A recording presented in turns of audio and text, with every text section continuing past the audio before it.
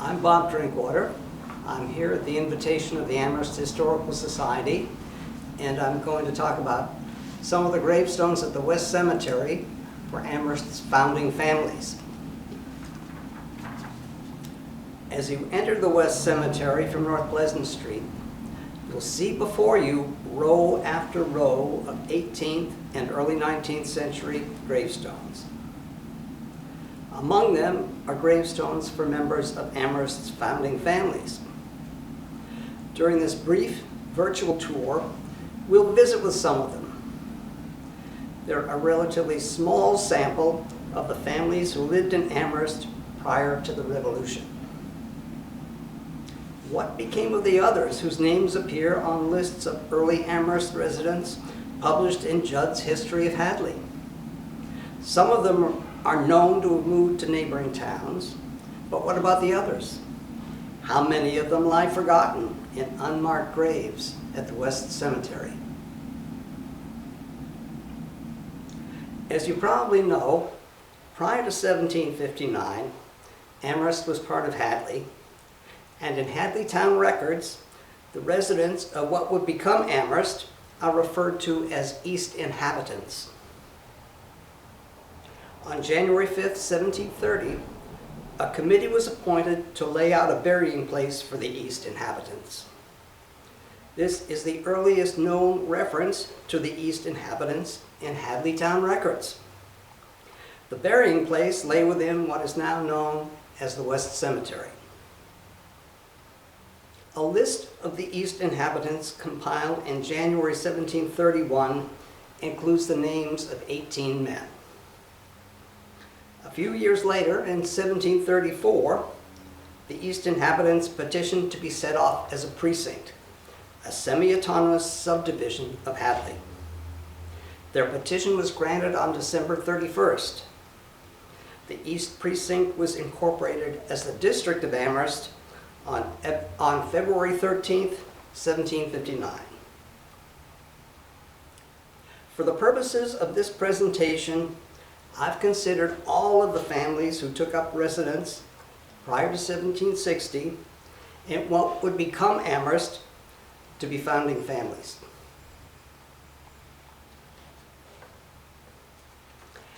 At some of the colonial era burying grounds in the Amherst area, gravestones and grave sites of the earliest English settlers have been recognized in some fashion. In Hadley, for example, Pioneer 1659 has been added to the inscription on the headstones for some of the town's founders.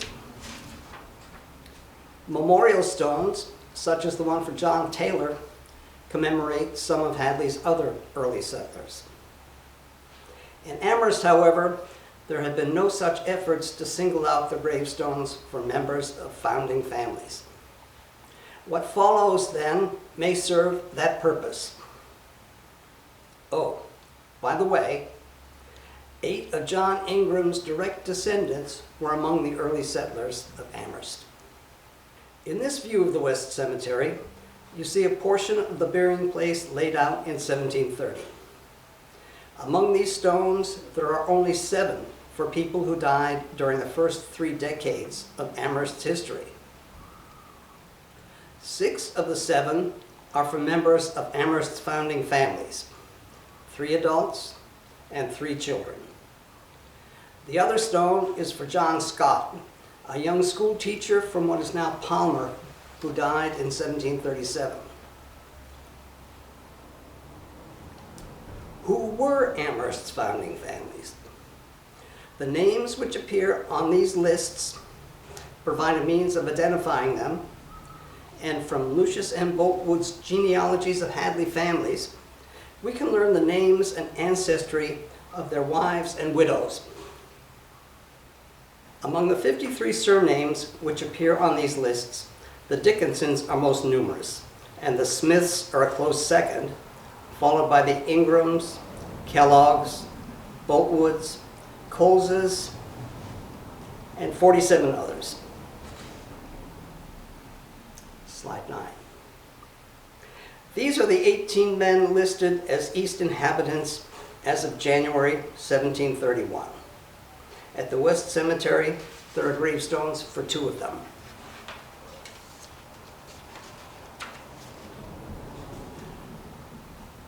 Jonathan Coles came from Hatfield.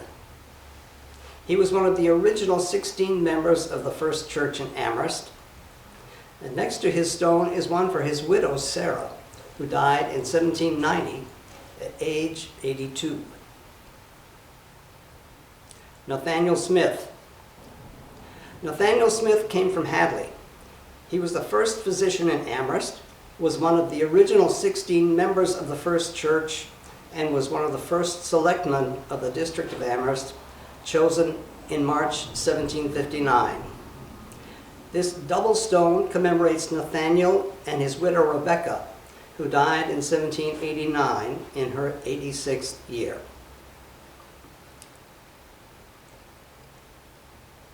Slide 13. Ebenezer Scoville, son of John Scoville of Middletown, Connecticut, came from Hadley. He died in November 1731 at age 24, unmarried, and was buried at the old Hadley Cemetery.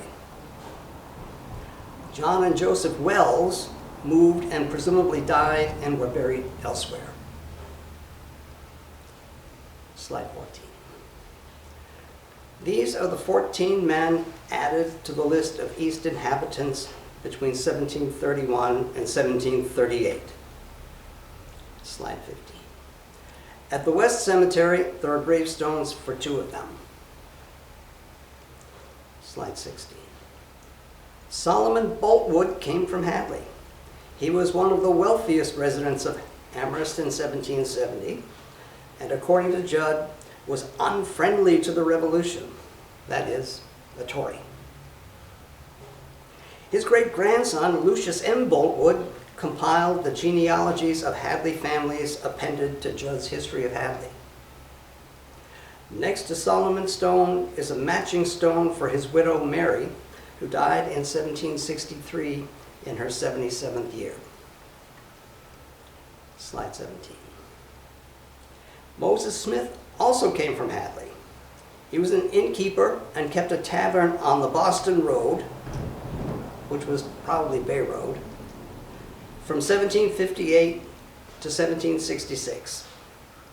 His wife Hannah died in 1778 in her 68th year. Slide 18. There are gravestones for 9 of the 34 men who were added to the list between 1739 and 1744. Slide 19. Preserved Clapp came from Northampton. He was a resident in the East Precinct in 1746 and served in the militia during the French and Indian Wars in 1755. His widow Sarah died in 1795 in her 88th year. Her place of burial is unknown. Slide 20. Nathaniel Coleman came from Hatfield. He was an innkeeper and was one of the fence viewers chosen at the first district meeting.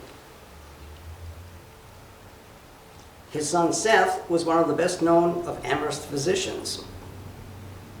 Nathaniel's widow, Mercy, died in 1798 at age 83. Her gravestone, which was probably similar to her husband's, was, according to Jim Smith, present around 1950, but was missing by 1976. Slide 21. Moses Dickinson was from Hadley. He was one of the selectmen chosen at the first district meeting, March 19, 1759, and several times afterward, between 1762 and 1781. And he was a delegate to the Provincial Congress in 1775 and 1777. His wife, Thankful, quit this dusky stage in October 1802 in her 81st year. Slide 22. Joseph Eastman Jr. came from Hadley. He was a resident of the East Precinct before 1745 and was subsequently prominent in town affairs. His widow, Sarah, died in 1811 in her 86th year. Slide 23. Ephraim Kellogg also came from Hadley. He's reported to have been an innkeeper, from about 1744 to 1756, and a trader, that is trader, T-R-A-D-E-R, in 1764. Ephraim was one of a small number of Amherst men who owned slaves.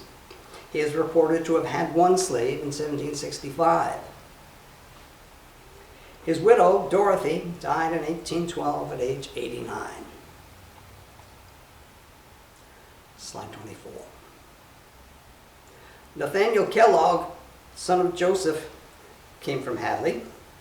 He was a surveyor, owned a corn mill in 1744, and was one of the original 16 members of the first church. His widow Sarah was still living in 1761. Her date and place of death are unknown.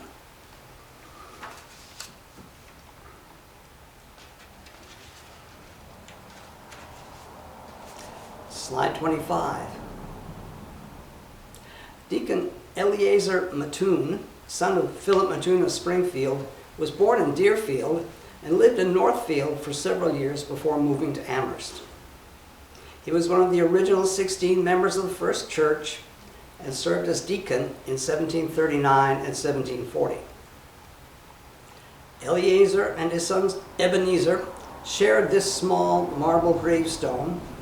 On one side is Eliezer's inscription, on the other, Ebenezer's. Ebenezer Mattoon was one of 5 surveyors appointed at the first district meeting, March 19, 1759.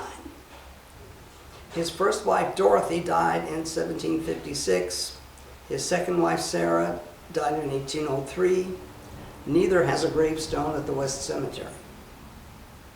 Ebenezer's more illustrious son, General Ebenezer Mattoon, is also buried at the West Cemetery. Slide 26. Reverend David Parsons was born in Malden, Massachusetts, and educated at Harvard. He was the first minister of the First Church in Amherst and served from 1735 until his death in 1781. He was one of several ministers in the area who owned one or more slaves, and he was a staunch opponent of the Revolution. The headstones and monuments for Reverend Parsons and several of his descendants occupy much of the knoll, the high ground in the old section of the cemetery. Slide 27.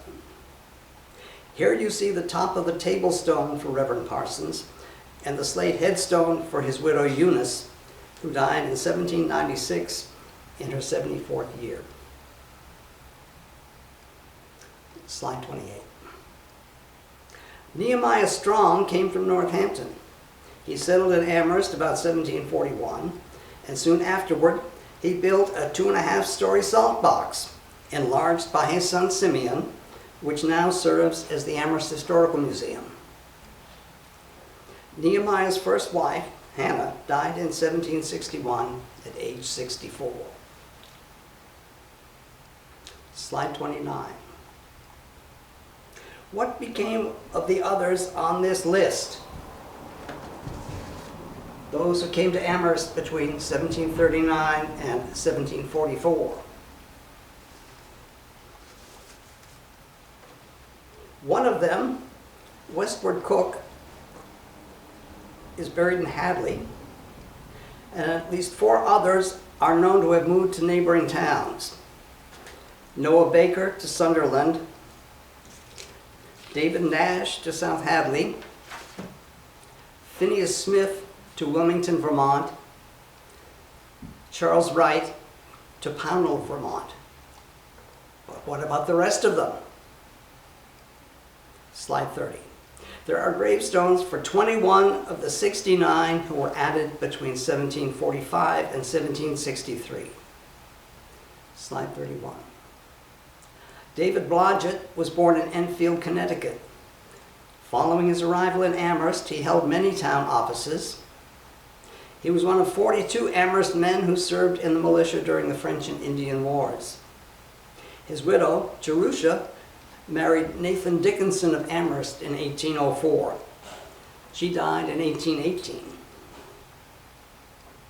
Slide 32. Lieutenant Solomon Bulkwood, Jr.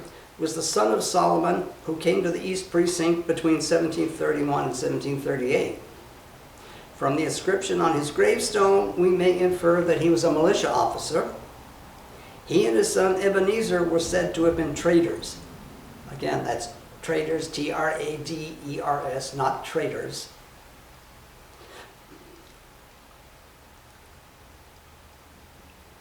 His widow, Mary, died in 1814 in her 84th year. Slide 33.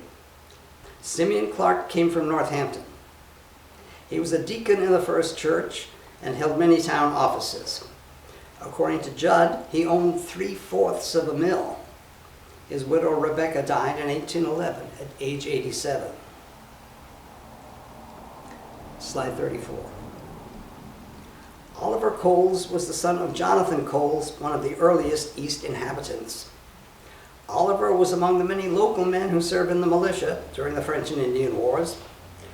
His widow Irene died in 1834 at age 90.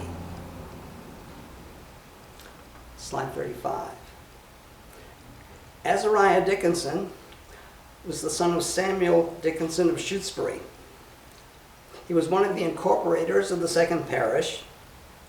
The date of death and burial place of his wife, or widow, Eunice, could not be determined.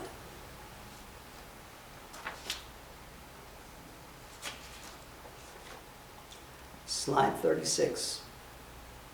Jonathan Dickinson came from Hatfield and lived in Hadley before moving to Amherst. He was one of the selectmen chosen at the first district meeting in 1759. His wife Mary died in 1763 in her 63rd year. Slide 37.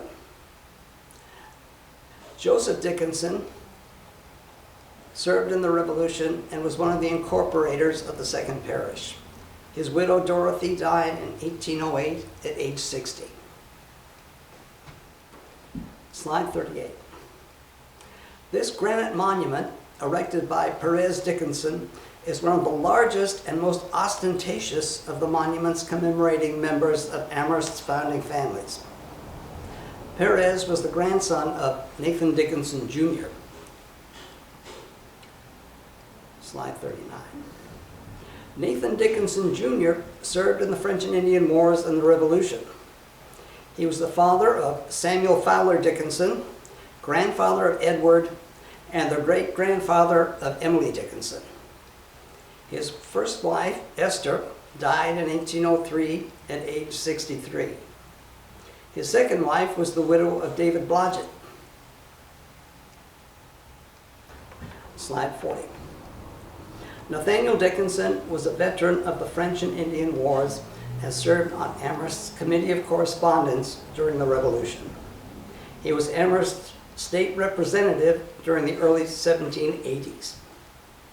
His first wife, Thankful, died in 1783 in her 61st year. Slide 41. Noah Dickinson was the son of Jonathan, who came to the East Precinct between 1745 and 1763. Noah served on Amherst's Committee of Correspondence during the Revolution. He was one of the incorporators of the second parish. His wife Mary died in 1791 in her 55th year.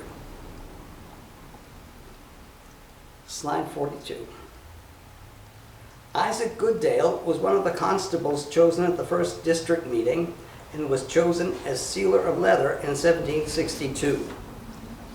He had served in the militia during the French and Indian Wars, but according to Judd, was one of several Amherst men opposed to the Revolution. The fragments of his gravestone, which lay face up for many years, have now been set into a polished granite facsimile. His first wife, Huldah, died in 1804 and is buried in Weybridge, Vermont. Slide 43. Lieutenant Thomas Hastings came from Hatfield. He served in the Revolution. His widow Sarah died in 1801 in her 79th year. Slide 44. Reuben Ingram came from Hadley. He was one of 3 men chosen as hog reeves at the 1st District meeting. His widow Phoebe died in 1806 at age 66. Slide 45. Daniel Kellogg was the son of Nathaniel, who came to the East Precinct between 1739 and 1744. He was one of 3 slave owners in Amherst included on the 1771 valuation list. He held many town offices. His first wife, Esther, died in 1756. His widow, Sarah, died in 1807.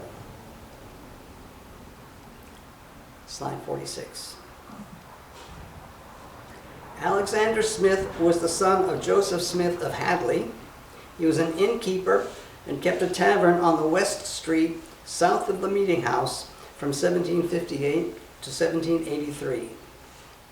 He served in the French and Indian Wars and was appointed clerk of the market at the 1st District meeting in 1759. He subsequently served as a selectman. His widow Rebecca died in 1801 in her 88th year. Slide 47.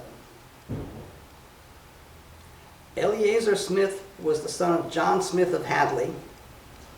He was one of 6 men from South Hadley and Amherst who, according to Judd, so courageously defended the fort at number 4 in Charlestown, New Hampshire in April 1747. He lived in Long Meadow before settling in Amherst, and in Amherst served as a deacon at the First Church. His second wife, Abigail, died in 1812 in her 77th year.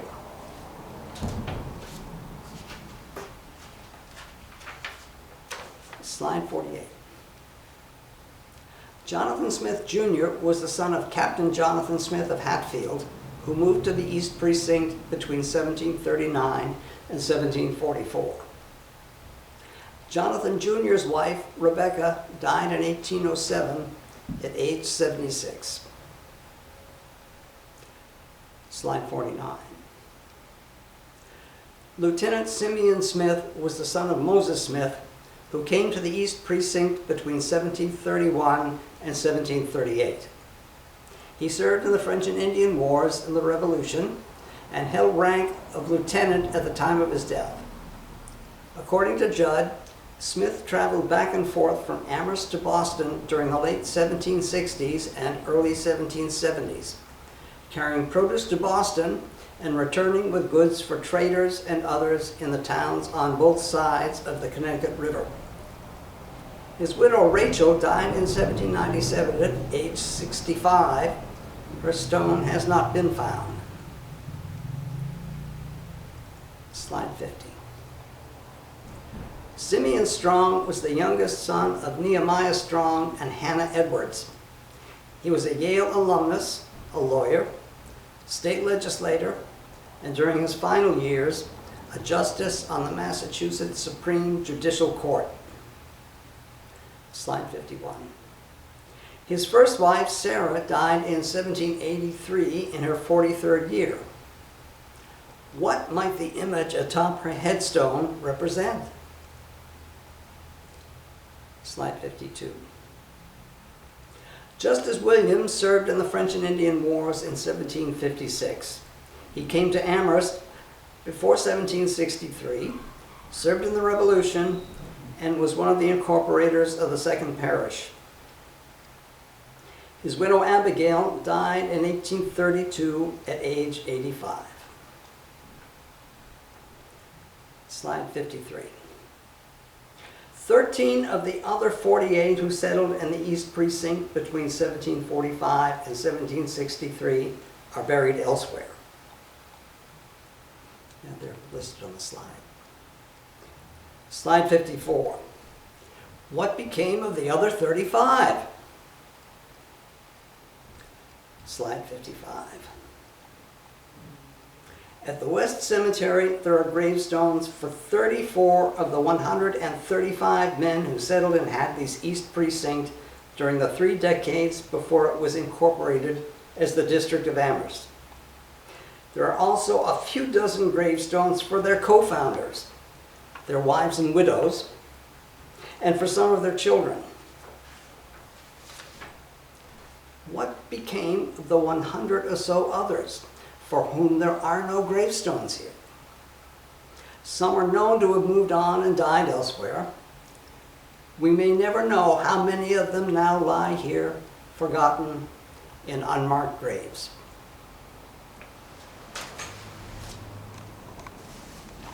I realize that was a rather encyclopedic presentation.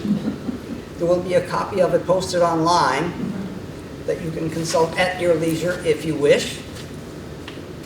And if you have any questions, comments, or anything else to say, now is the time.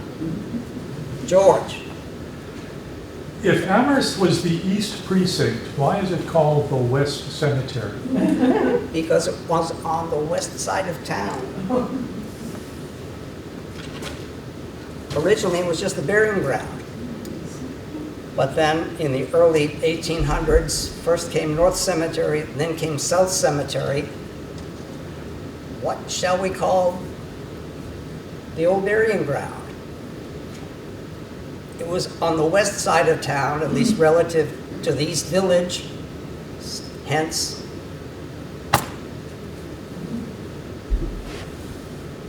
Yes, in front. I have 2 questions. What is the reddish stone? Some of these were... That is Long Meadow sandstone. It is great stuff. Seems to hold the It does. inscriptions better than And the inscriptions were more deeply cut on sandstone and marble than on slate. So it has held up better yeah. And the second thing is, I'm just stunned by how many of the women lived to very old ages. That surprised me too. There were only a couple of women who could have died in childbirth out of that whole presentation. Now, I should caution that some of these women were 2nd or 3rd wives, but yeah, but you get but still, they're still way past childbirth years. Yeah, it suggests that and the folks. I wonder if you have any insight into. I don't. It's often been said that the Amherst founders were a hardy lot. Well, Karen? Possibly because they were married to people who were well off and could provide for them. Their widows had wherewithal to stay healthy and warm and safe. That was probably true in quite a number of cases. Others had big families to look after them. That too. There was someone else, yes. If you want to go into detail on Dickinson's that you have, and they're not very detailed from the stone, there are some good genealogies and detailed genealogies on Dickinson's. Right. I tried not to dwell on the Dickinsons and the Smiths and the Coleses and give the other folks equal time, hence just a little bit about a lot of people. But they all married each other. They did, and you probably saw in the captions, married such and such Dickinson in quite a number of cases. Married Yes, each other. Lisa. Yeah. You mentioned there was a North Cemetery and a South Cemetery in what is now currently Amherst in Yes. Kentucky. Yeah, so there's the still- north is on East Pleasant, right? Yeah, and the south is on southeast. Across from Andrews. Between Oh. Creek and Little. Okay, the obvious place where there's currently a cemetery still. Susan? I'm just wondering, did Amherst have a resident stonecutter, like Deerfield had John Locke and Solomon Ashley, and how many different stonecutters do you know are represented here? Lots. Prior to the early 1800s, I know of only one resident stonecutter here in Amherst. He was an amateur and he didn't do much. Amherst families, by and large, went out of town to get their gravestones, sometimes to Deerfield, sometimes Northampton, sometimes Pelham, sometimes further afield. Was there someone else? Maybe that's why so many don't seem to have headstones. That It is was not that easy to get a headstone. right. I think I'm very curious about how representative that population of headstones in this cemetery and other local cemeteries is of the population. I looked into that issue a bit when I was doing research on the African Americans buried at West Cemetery. Most of them died after 1840 when there were vital records, and it was an easy matter to find out who died in Amherst and where they were buried. Prior to that time, the evidence is pretty spotty, and you really don't have a good sense of the mortality of who died where and where they're buried until record keeping became much more systematic during the 19th century. Yes? So I know in New York City, they were using various technologies to help identify burial sites, specifically around the African American burial sites. Have there been ground penetrating radar or any studies like that in the West Cemetery? Not that I know of. I know Jim Smith, the town engineer and cemetery guy in years past, he was working at a time before that technology was available, but in his time, that it went around with a steel probe trying to locate unmarked graves, and that worked to some extent. Most of the reason they did that was they were looking for places where they could put another grave. Yes?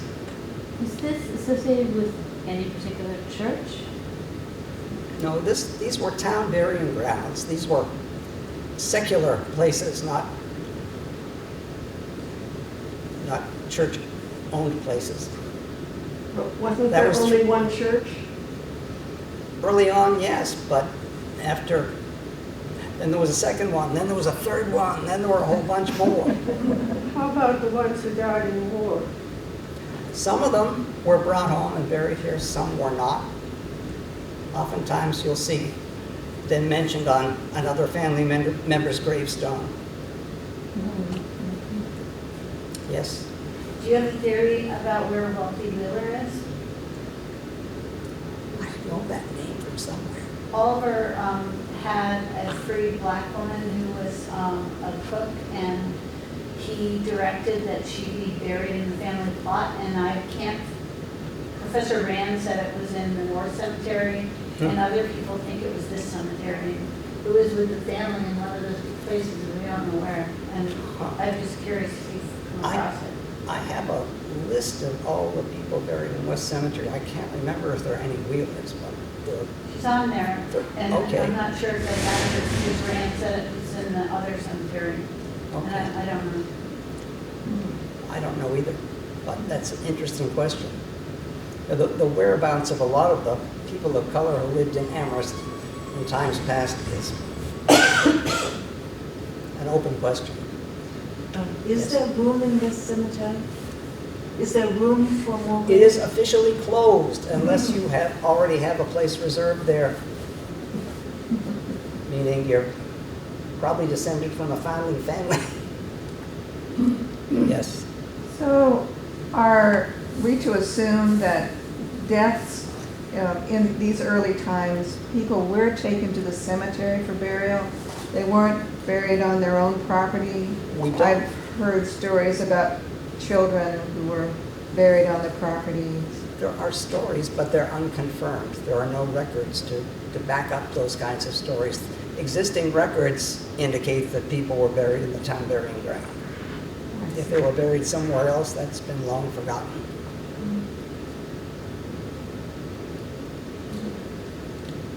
Anyone else? Anything else?